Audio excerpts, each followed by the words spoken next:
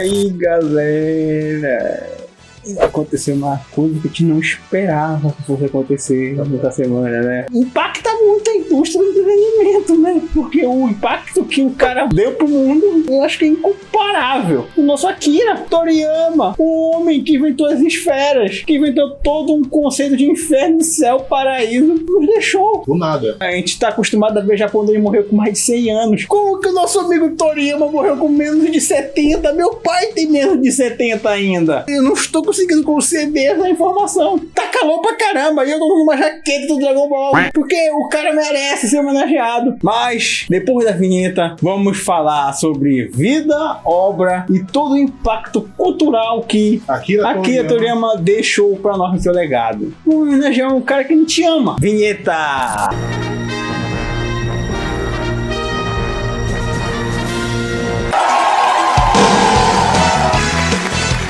Tudo começa no ano de 1955, quando o nosso glorioso, lá em Nagoya, Aichi, no Japão, surge nosso querido Akira Toriyama, que infelizmente nos deixou dois filhos, que são a Kika e o Sasuke.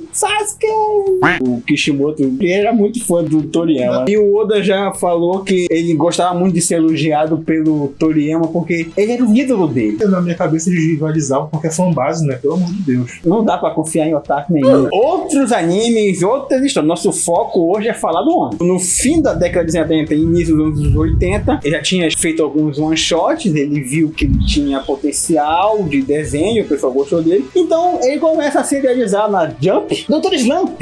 Não foi muito popular no Brasil, mas não veio, eu acho que nunca foi dublado o anime do Dr. Slump aqui, o que é muito triste, porque outros animes que não eram tão populares chegaram ao Brasil e o Dr. Slump não veio. E o Dr. Slump tem aquele negócio que se passa no universo de Dragon Ball. Aralha, é muito legal. Ela aparece em jogos do Dragon Ball, aparece no mangá do Dragon Ball. Parece que o Toriyama tinha um carinho muito especial pelo Dr. Slump, e eu acho isso muito legal. Porque o Dr. Slump é o início de tudo, e fora que o Dragon Ball, o clássico, se não virasse um shonen de ação, ele seria tipo um Dr. Slump. As aventuras meio bobinhas e tal, que são muito divertidas a propósito, não reclamando. A interação Kuririn Goku criança é maravilhosa. Eu tava vendo que o Toriyama era maravilhoso. Ele falou que começou a desenhar o Goku com cabelo louro por procrastinação, porque ele tava com preguiça de desenhar toda semana o Goku com cabelo preto também, porque o mangá, ele só tem duas cores, né? E é mais fácil só desenhar o contorno do cabelo. Mas eu digo também eu como artista, porque a caneta Naki é cara, mas aí que tá, quando ele fez isso, ele criou uma das coisas mais icônicas, que é o Super Saiyajin. No mangá, tu tem uma cor. Quando vai pra televisão, tu pode fazer 300 e 400 cores, que a paleta de cores não cansa nunca. Cada vez que muda uma cor, é um novo bonequinho pra vender. Fiz uma galinha nos ovos de ouro que vai dando ovo todo ano. A primeira vez que eu tive contato com o Dr. Slump foi quando eu assisti Dragon Ball Super. A primeira vez que eu tive foi quando eu joguei Dragon Ball Budokai Tenkaichi, que ela tá lá. Uma parte de aventura de caçar as esferas do dragão. Ela aparece lá aleatoriamente, porque o Toriyama gostava dela. Ah, bota a aralha aí, pô. Eu comecei a jogar Chrono Tiger. É tudo com os traços de Dragon Ball. Eu fazia ideia, eu pensei, vou jogar, né? Quando eu vi lá. Em 1984 acaba Dr. Slump, depois de um relativo sucesso, porque são 4 anos de publicação, não tá dando errado. Só que o grande estouro vem em 84. Obra lendária. Dragon Ball. Claro que teve algumas coisas que ele fez ainda, tipo Maru Saku, que eu tinha até os mangás. Parece uma versão alternativa do Mestre Kami, que é um cara barbudo. O Toriyama nunca parou, então ele sempre fez umas historinhas aqui e outra ali. Agora em março, dia 20 de março, vai estrear o anime dele, Sandland. Inclusive ele é muito bonito visualmente. Eu gostei muito, vai ser por exemplo a Disney. A vibe dele me lembra os clássicos do Dragon Ball. O deserto vai ter um deserto. Sim, é deserto. O protagonista rosa lá, parece um alien. Dragon Ball começa nos anos 80,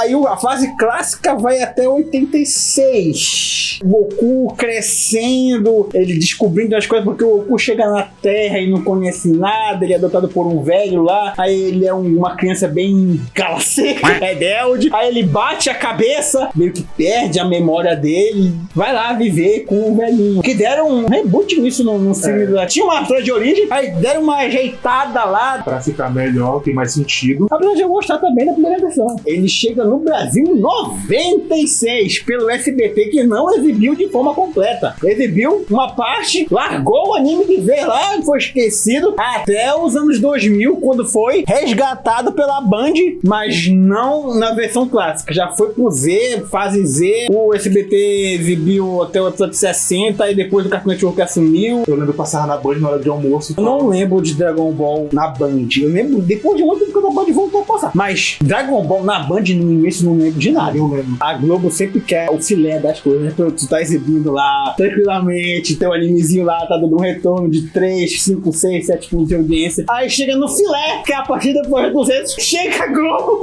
com um malote de não, agora é meu. A Saga do Céu exibiu também na Band. Só que a Band fazia o seguinte: exibiu maratonas. Eu acho que 10. É porque aquela parte do Band Kids que exibia um monte de anime, né? Só que exibiu um Dragon Ball. Agora eu no sábado. Eu me fazia sábado. A mamãe não gostava que eu assistia, achava violento, mas eu assistia. Mas a mãe começou a gostar também. Então é uma parte da infância que é muito legal. Quando foi pra Globo, batia 20 pontos de audiência. Historicamente, a parte da manhã era quando as televisões do Brasil estão menos desligadas, porque as donas de casa estão fazendo coisa, as crianças estão na escola, mas naquela época era todo mundo vidrado pra ver o Dragon Ball. Pra galera que era viúva da Band aos sábados, foi tudo pra Globo. O impacto cultural que Dragon Ball teve nos últimos anos do Brasil. Cara, mas eu acho que em nenhum país o impacto foi tão grande fora do Japão como no México. Os caras amam Dragon Ball no México como se fosse da sua família. Goku sente aqui como a minha comida. Dragon Ball quase causou uma guerra entre países. Eu lembro da expectativa criada em torno do torneio do poder no final, porque como não tem mangá, não tinha mangá na época, então a gente criava mil teorias. Fizeram um mosaico do PSG que ficou lindo, obrigado por isso, PSG. Outra questão, nenhum anime no mundo, não sou fanboy, mentira, eu sou,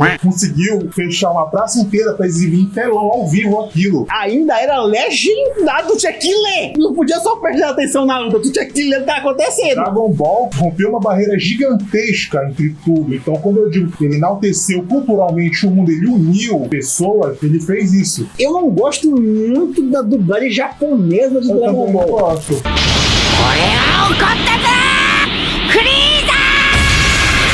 Não estou reclamando de quem gosta. A tua fit tá porque tu quer. Mas eu sou muito familiarizado com as vozes brasileiras. E a sua mãe é uma porcaria! E o seu pai é um imbecil! Tanto que eu só fui ver o Super todinho depois que foi todo dublado. Na Globo foi quando ele se expandiu, né? Porque também a Globo chega em mais cada do que qualquer outro canal, né? Toriyama, ele tinha uma escrita que ele não fazia só o protagonista ser carismático, mas vários personagens, mesmo os que aparecem pouco, são bem carismáticos. Eu consigo gostar até do Tenshinhan. O Mestre Kami, ele aparece pouquíssimo, se tu perceber. O Dragon Ball tem mais de 200 episódios. No clássico ele aparece bastante, mas no Z ele mal aparece. E quando ele aparece, ou é ele perseguindo alguma mulher, ou é ele cagando lendo o jornal no banheiro, ou ele lendo um livro de mulher pelada. Esse que é o Mestre Kami. Como o Toriyama morreu, aí começaram a exaltar partes do Dragon Ball. Gohan com o pescoço quebrado. Ai, o Gohan não, está tudo bem, ele está bem. Ele está, meu Deus, o Goku não sabe o que ele está fazendo. Eu lembro de uma fase do Vegeta falando das esposas dele com o Goku. Aí falando que ele nunca beijou a Tite. Mas você teve 2 filhos com ela, como assim você... Macho alfa, e nem beija. Como você encostou sua boca na dela assim? Peraí, você nunca fez isso? Hã? Mas é claro que eu nunca fiz. Mas você não é casado. E o que é que uma coisa tem a ver com a outra?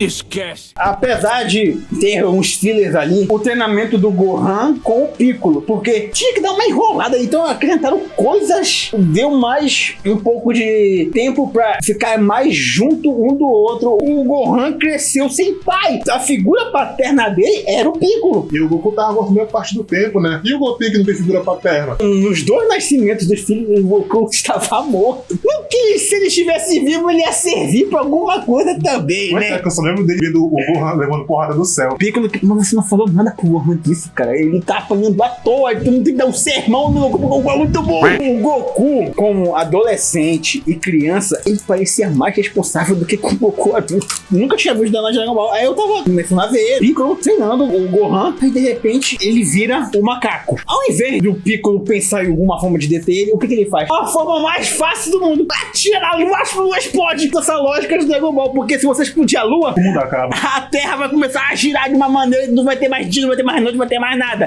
As marés, o Vegeta muito puto porque explodiram a lua da Terra e não consegue virar. Aí tem que fazer um holograma da lua. Tem dinossauro, tem robô, tem androide. É o futuro misturado com o passado. O Kuririn engravidando um androide. Miscigenação de raças. O GT, ele é meio complicado no desenvolvimento dele porque é extremamente arrastado o desenvolvimento do GT. Eles não souberam explorar muito bem a Pan. É uma personagem irritante. Coisa boa do GT são as transformações do Super Saiyajin 4 e as fusões. Eu acho aquilo ali muito bonito visualmente. É uma fusão do Super Saiyajin misturado com Ozaru e meio rosa, e aquilo ali é muito doido, esse híbrido. Já passou uma hora de canonizar essa lindíssima Tem que canonizar o Super Saiyajin 4. Falando agora sobre o Toyotaro, imagina tu ser fã de uma obra, fazer mangás. O cara que chama pra trabalhar. E ele falou no Twitter que só queria ser elogiado por ele. Meu irmão, tu não foi elogiado por ele, você é o sucessor dele. O desenho dele é muito parecido com o do Toriyama. Não tem diferença, nunca mais vou ofender o Toyotaro. Tem que canonizar o Super Saiyajin 50 logo. O Goku parece um miojo lá no chão, lá, botar água. Fizeram um Gohan branco, tá ótimo. O impacto do Dragon Ball não foi só no anime. Os jogos de Dragon Ball são bons demais. Desde o Super Nintendo. Eu lembro que a primeira vez que eu joguei Dragon Ball Budokai, que é o primeiro que tem aventura, lá aquele primeirão, que fica procurando as esferas do dragão. Cara, eu fiquei, rapaz, meu Deus, não é só luta, eu posso pesquisar ali. O primeiro que eu joguei, acho que é esse, que mais de 150 personagens. Nossa. Bardock, o melhor pai dos animes. Bardock é injustiçado. Que era um bosta mesmo na família Vegeta. A família Vegeta é outra história, que ali é príncipe. O Bardock, ele era um servo da família Vegeta e não tinha nada a ver. O pessoal falar mal do cara, mas ele era um funcionário, um CLT da família Vegeta. Inclusive o arco dele aqui no mangá foi perfeito. Tá na hora de adaptar já com anime, né? Tá demorando muito. Eu fiquei um pouco decepcionado com essa história do Dragon Ball Daima, porque eu queria a continuação do Super. Mas agora que o Toriyama nos deixou, eu quero qualquer coisa. Eu acho que é importante manter a obra viva, sabe? Porque o Toriyama tava muito animado com esse Dragon Ball Daima, que ele deu uma entrevista falando que ele tava animado com isso. Muitos animes beberam do suco de Dragon Ball. Acho que nessa tradição de qualidade de animação do One Piece, o animador falou que daqui pra frente as lutas de One Piece vão ficar lembrando um pouco Dragon Ball. Aí você vê uns AMVs que lembra bastante. Não tô reclamando, eu adoro One Piece. Mas o Kaido, caramba, aquilo ali é Dragon Ball purinho. Toda vez que aparecia o Kaido, é um Shenlong azul. No Dragon Ball, os dragões eram do bem. Quase todos os dragões que aparecem em Dragon Ball não querem te matar. Quem quer matar a gente são as geladeiras, os freezes, fora as homenagens que tem no clássico. O Android lá que parece Frankenstein. O Android 8, o Jack Chun, que é uma homenagem ao Jack Chan, que é o alter ego do Mestre Kami. Isso influenciou também outros animes. No Naruto, o meu personagem favorito do Naruto é um personagem coadjuvante que não aparece muito, mas ele tem uma grande relevância assim, na questão do Naruto com a Kurama, Son Goku.